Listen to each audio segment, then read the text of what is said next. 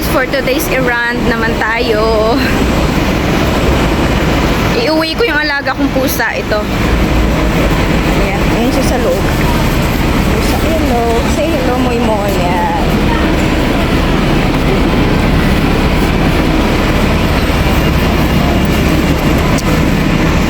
Dala-dala ko siya. Ayan siya. Dinala namin siya sa vet for regular check-up niya. So, bit-bit ko siya pa uwi. Yung amo ko at saka yung alaga ko nag-proceed dun sa swimming lesson. So, ako na lang umuwi kasama si Moy Moy. Yan si Moy Moy, oh. Bihig yan siya.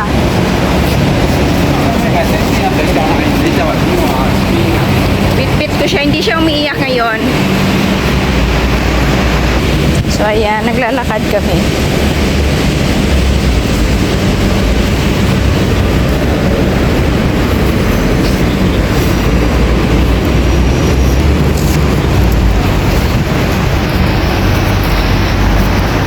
So, yung alaga kong pusa, guys, may regular check-up yun siya. Bali, yung amo ko yung nagdadala sa kanya sa doktor, sa vet niya. Pero ngayon, sinama ako dahil ako mag-uwi sa kanya kasi may isang lesson yung alaga ko siyang sasama. So, first time din na ako nagdala sa kanya ngayon. Kasi talaga pag kailangan niya ng check-up or masama yung pakiramdam ni Moy Moy, siya talaga nagdadala at inuwi niya agad. So, ngayon lang talaga na ako. So, okay naman siya. Behave naman siya dito. Bit-bit ko. Mga 10 to 15 minutes walk lang kami pa uwi. So, dumaan ako sa hindi masyado mainit para hindi siya mainitan. Dalawa to sila. Yung isa andun sa bahay. Ewan ko, ito lang parati yung may schedule ng check-up.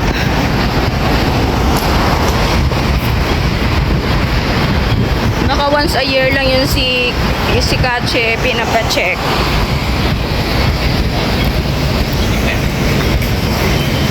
So, ganito yung buhay namin dito.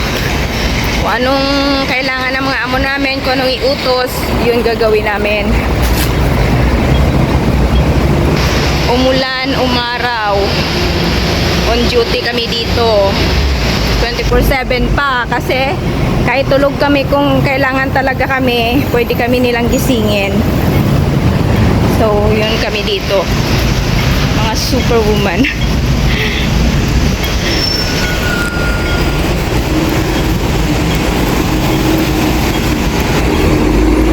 Magko-cross pa ako. Isa pa. Dito yung dito lang naman kami nagle-lesson. Malapit lang din.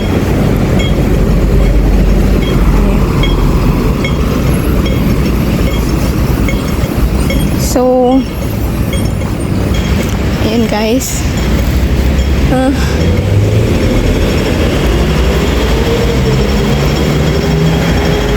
So, pag may alaga kang hayop, extra work din yon.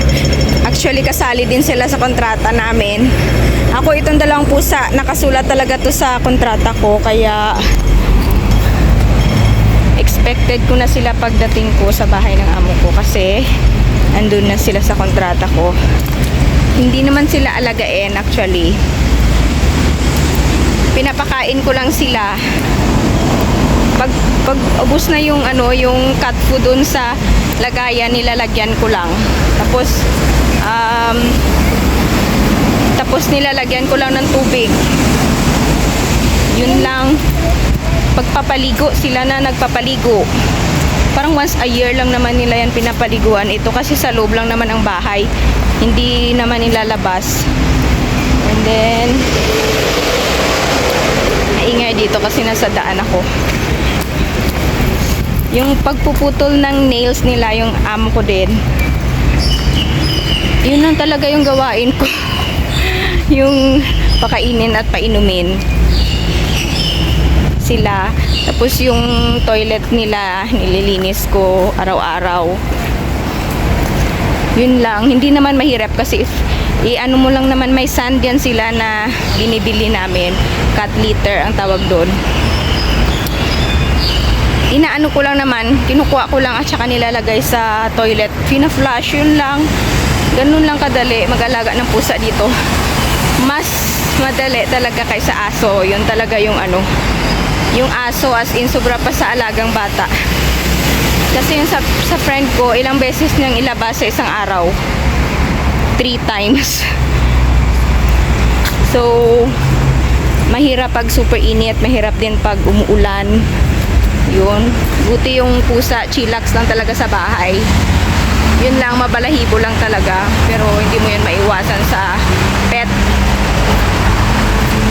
Ano pa bang i-share ko?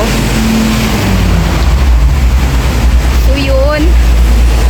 Nung nagpirma ako ng kontrata, sabi naman na amo ko, hindi talaga priority yung pusa kasi hindi alagain. Sabi niya, yung alaga ko talaga ako mag-focus. Yung pusa, yung parang sa bahay lang na may pet lang, yung ganon. So, yun.